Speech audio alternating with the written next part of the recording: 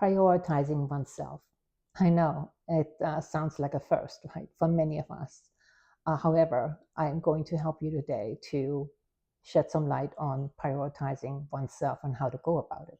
Hi there, my name is Ellen. Thank you so much for tuning in. I appreciate your support. Thank you.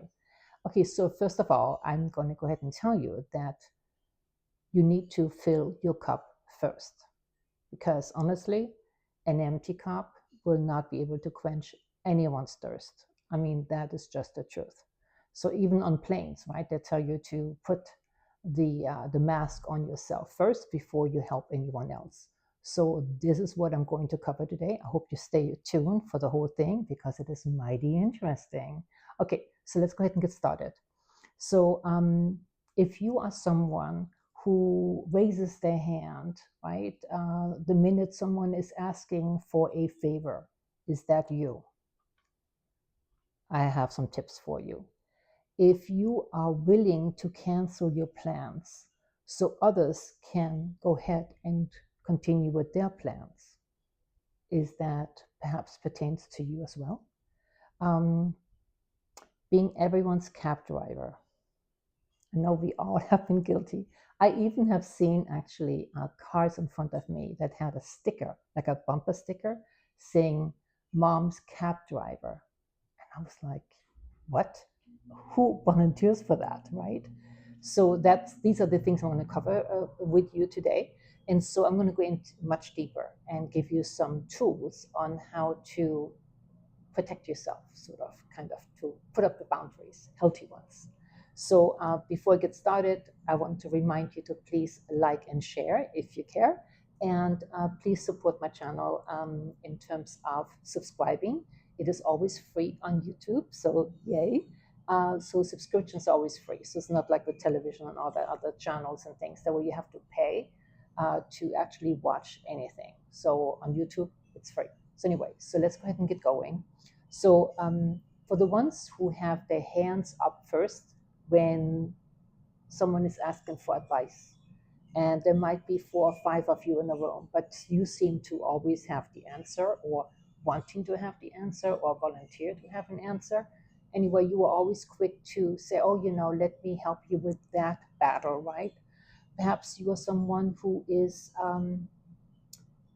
someone who writes checks, who wires money, who volunteers to help out when someone is in financial trouble. And people around you know that for a fact that you will pay for someone's lunch, you will pay for someone's fare, you will even let them borrow some money on payday. And so they always come to you because they know that you are the one who is eager to help. Perhaps house sitting, right? It's vacation time, people go on vacations, and you are the one who says, I have some time on my hand, I can go ahead and house sit or pet sit, or, water your plants and what have you. And so I don't know if you ever been through this, where you were invited at a friend's house for a dinner party, and somehow you always seem to be the one who gets a text last minute saying, hey, so and so, can you go ahead and swing by the store and pick up another bottle of wine? And I need some hummus or crackers or what have you. But you end up having to stop at a store every time you go to a function because someone texted you that they needed you to pick some things up.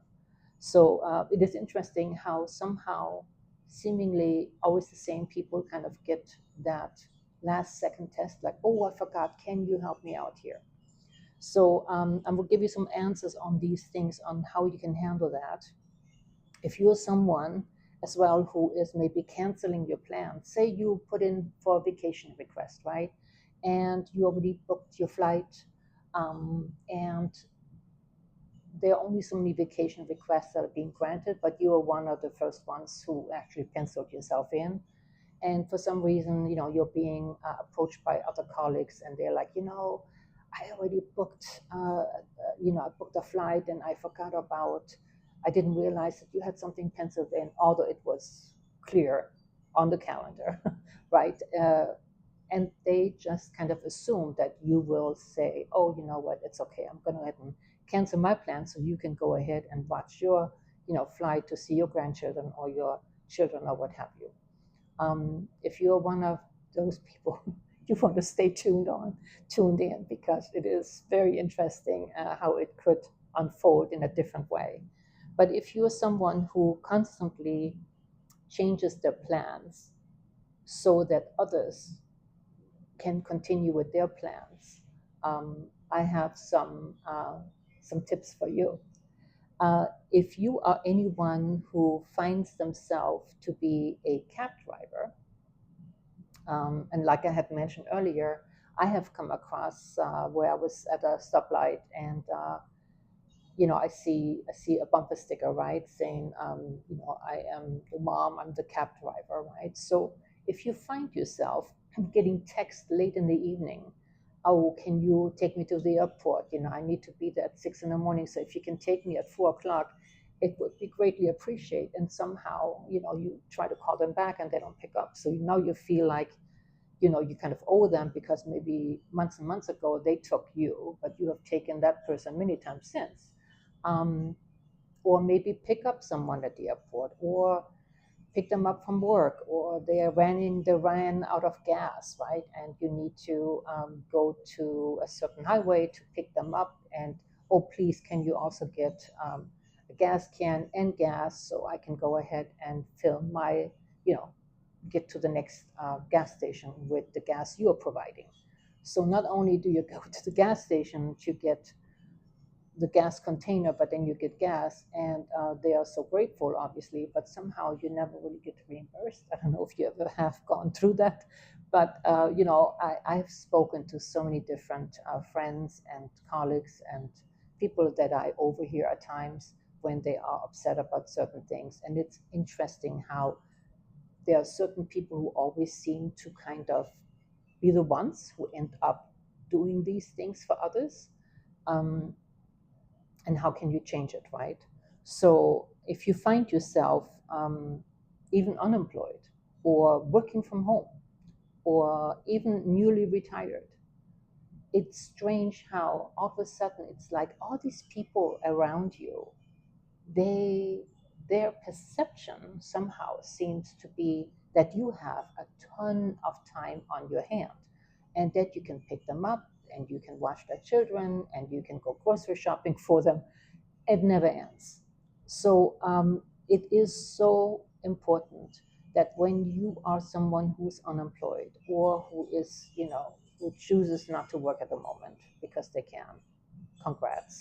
Or perhaps because you work from home, or you are newly retired. I'm thinking, whatever the case may be, you need to have solid boundaries. It is really important.